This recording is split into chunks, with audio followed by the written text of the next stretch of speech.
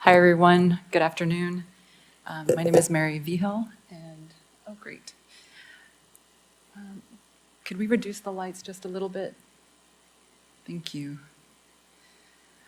Well, it's a pleasure and honor to be here today with all of you, and really a huge thank you to Congressman Pittenger for the invitation. I've been working on this topic of human trafficking since 1995, which I'm dating myself, which a woman never wants to do, but it's the truth.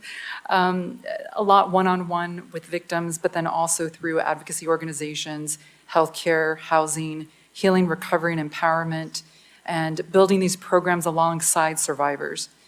And then I started working on the government side, both in the executive and legislative branch. I had the honor of being asked by Congressman Chris Smith, who's the author of the U.S. Trafficking Victims Protection Act, to help draft his reauthorization 2 years ago. And that's how I ended up working in Congress. And so now I'm in the House Foreign Affairs Committee, still working with Congressman Smith and for Michael McCaul. So it's perfect that human trafficking is falling under the topic of democracy, human rights, and religious freedom, because all of those topics intersect with human trafficking, as well as the previous topics that were discussed earlier, including on supply chain, illicit financing, all of those topics. So some of the items that I really want to press upon for the presentation is really those items of who, what, where, why, and then also end with what do we see as the future, at least for the U.S., and how we want to tackle human trafficking. And if there's anything I want to leave you with, though, at the end, and I'll reiterate this at the end, is that the key point I hope everyone leaves with is that human trafficking, which I know all of you have heard about at some point and probably even work with on a regular basis, the key issue with human trafficking is opportunity. Where there is opportunity, that's where it will occur. So remaining vigilant is really key and important for that. And then I'll emphasize some other very key linked pieces to that, to how to address that. So what is human trafficking? So we define it in the US through the Trafficking Victims Protection Act, which we've had since year 2000. And then also around that same time, we also have the Parliamentary Protocol by the UN. Both of them are very similar, but there are some key areas in which they are different, just a couple of areas. But the US is also moving towards the direction to include some areas of the Palermo Protocol that it hadn't previously addressed, such as organ trafficking.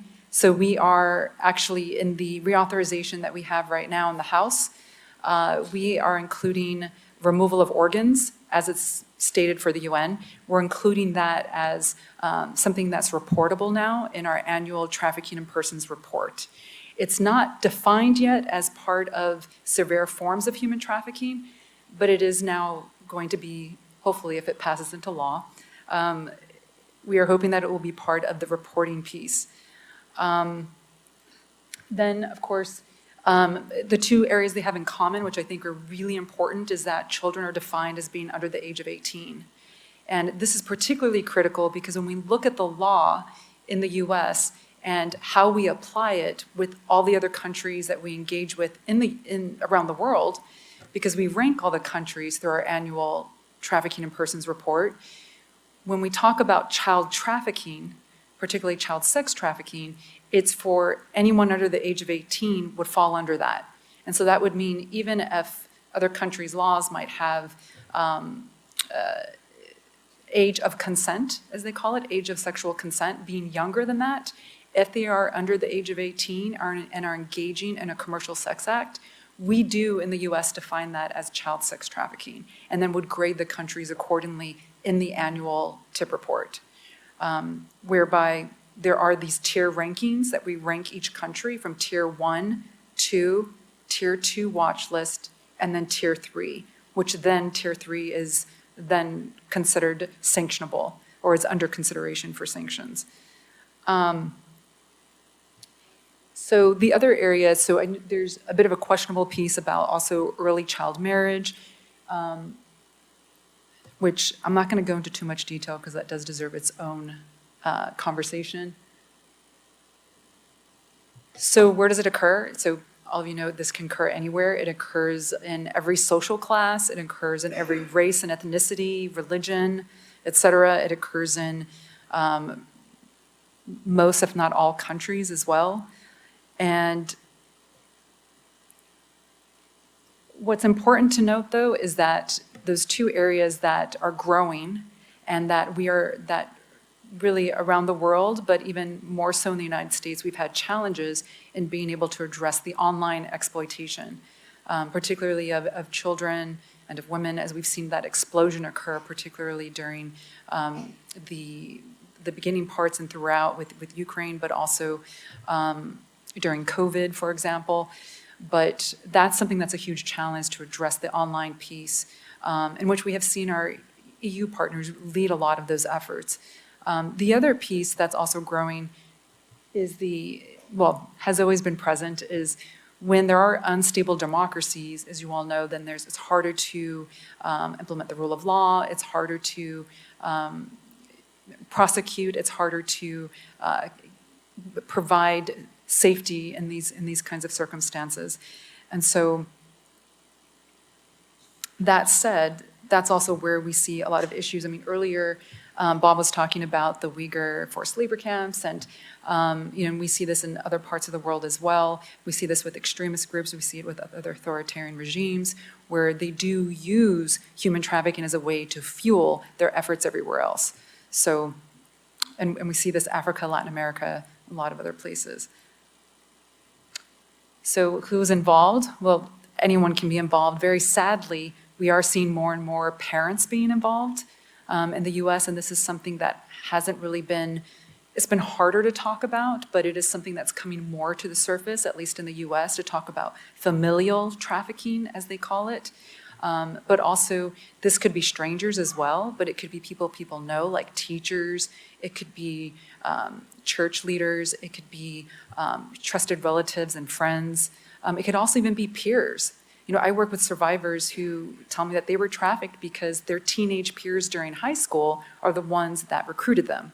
So it can occur anywhere. Again, that goes back to that word I used earlier, that if there's anything I could leave you with, there's that piece about opportunity.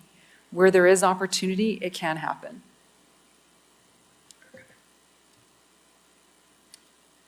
So that goes back to that point, why does it happen? Because there is an opportunity. So how can we fight this? So, when we talk about opportunity, how do you counter that? How do you reduce the opportunity?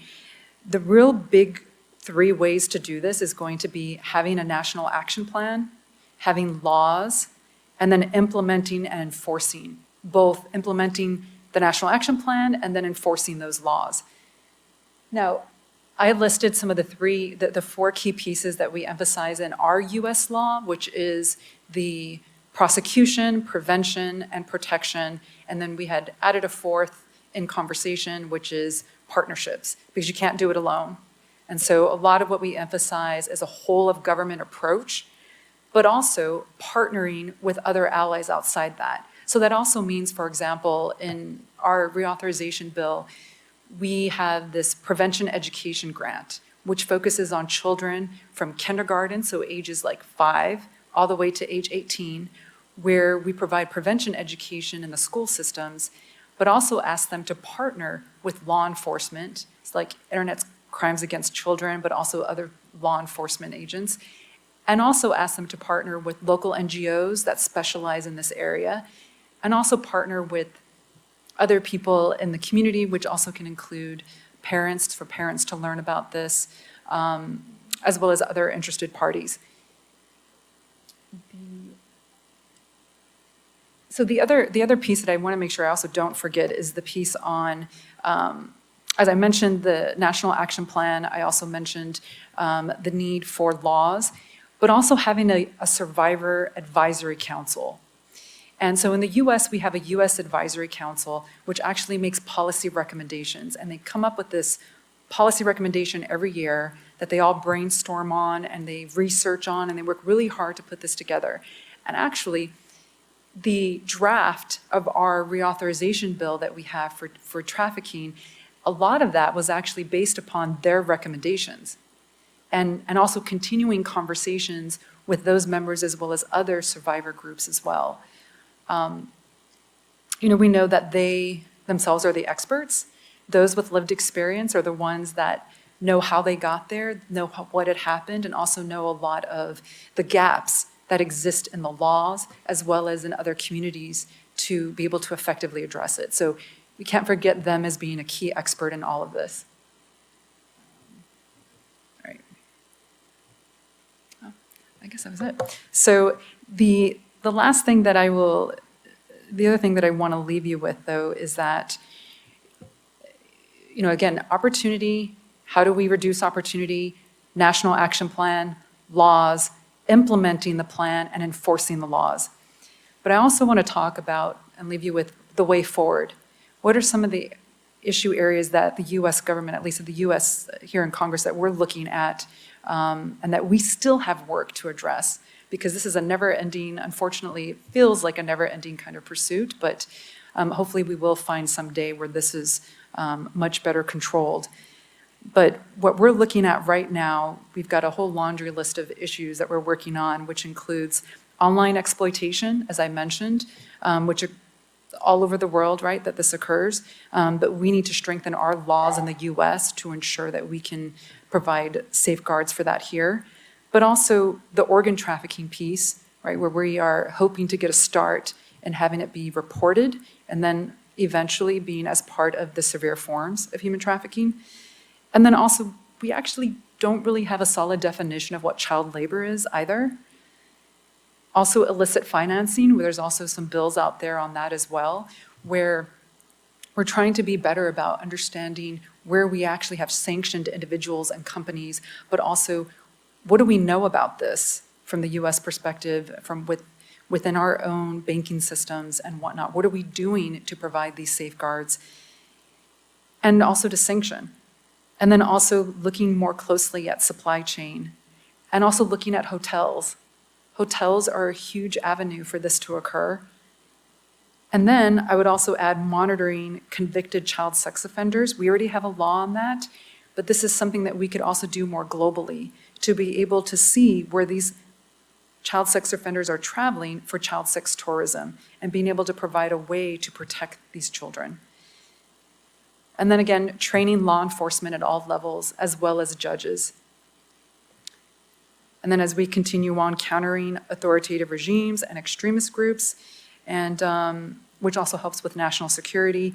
And then again, going back to sanctions, making sure that we're actually implementing those sanctions so that it could have the effect that it was intended to have, to reduce trafficking and to deter traffickers as well. Thank you.